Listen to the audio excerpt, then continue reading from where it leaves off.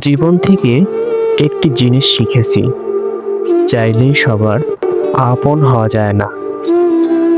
হাসতে নিজে শিখে নাও, কারণ কাঁদতে সবাই শিখিয়ে দেবে।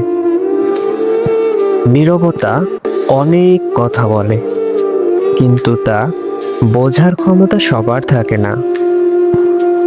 কখনো কখনো গুরুত্ব বোঝার জন্য দূরত্বের প্রয়োজন হয়। জীবনের একটি গল্প লিখতে বসেছি, দুঃখগুলো লেখা শেষ। যখন ওই সুখগুলো লিখতে যাব, তখন ওই কলমের কালি শেষ। এটাই জীবন। যে কথা বলি বলে মূল্যহীন ভেবো না।